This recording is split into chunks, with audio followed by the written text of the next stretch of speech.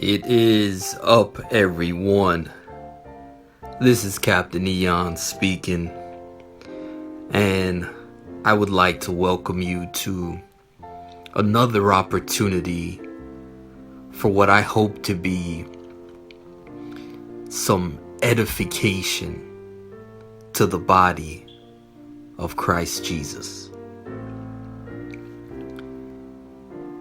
I recall this movie some years ago that was, I won't give the name, I'll just give the scene and hopefully you'll be able to put it together. But there had a daughter and she wanted to better herself by going to school. And the father was of a more ignorant mentality and felt that that wasn't the place for a woman. He was adhering to the right principle of the man is the head, but I believe he was abusing this truth. And so he was using this terminology, and the mother came in, her mother came, the man's husband. And you know that soft, gentle touch, the beauty of a woman comes to her, and really in the wisdom of that only a mother can, tells her, yes, the man is the head, but the woman is the neck that has the ability to turn the head in any direction that it chooses. And ever since I heard that and witnessed that in that scene, it's really stuck to me. And that takes me into the idea of today's share that I've titled The Stake and the Hammer.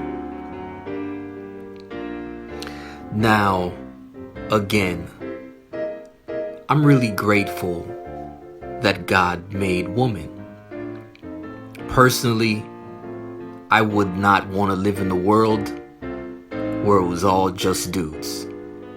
I don't think we would even last, because we would probably end up just wiping each other out.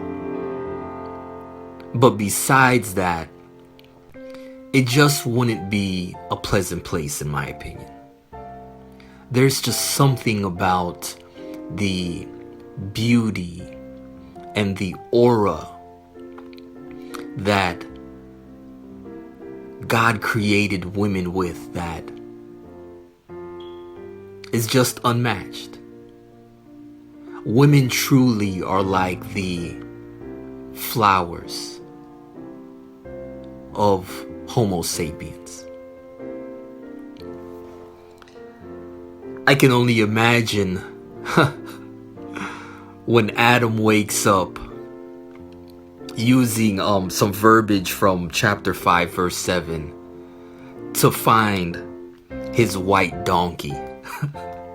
Now I use it in that sense not to call women jackasses,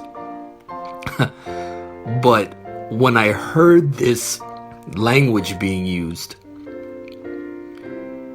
I just conjured up just ideas of, wow, I never even thought of something like a white donkey.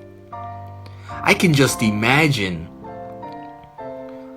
the astonishment of such a creature, as well as maybe what it represents, the purity. A white animal of any species usually is eye-catching, breathtaking. So I call Eve the white donkey, Adam's white donkey, in that sense of the word. But again, from the beginning of time, God created the different roles of men and women, which I have associated with the idea stakes and hammers. Now, feel free to designate who you think would be the stake and who you think would be the hammer. I started placing distinction to the two, and then while I was doing the notes, ended up reversing. So I said, you know what, I'll leave that up to you. But the idea is that both are useful tools, and in themselves can be, again, used to carry out tasks. However, when used in conjunction with each other, they become most useful together.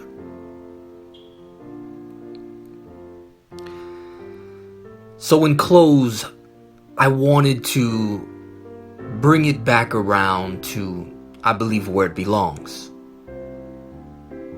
That in the roles of male and female, God takes the lead. He is the head, and we are his body. The proverbial, I wouldn't say the neck.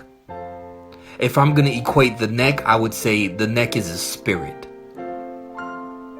The spirit of direction. So if we have the wrong spirit, then we will be turned and go in the wrong direction. But we are the body of Christ. We are the female role. We are God's white donkey. Together, however, when led by Jesus Christ through his Spirit, both the head and the body get to witness victory at God's feet.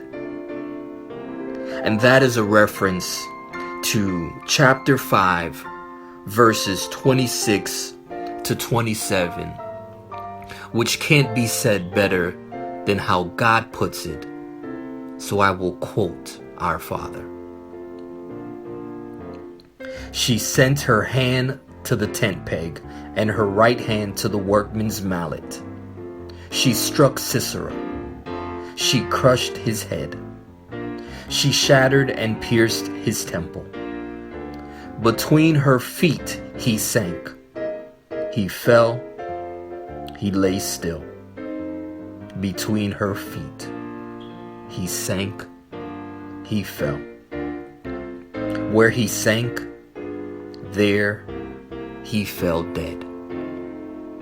And that is a reference to the victory of God, his kingdom, his body, triumphing over all adversity. Caption this.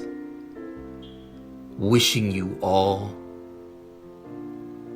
the wellness that comes with being in the body of Christ.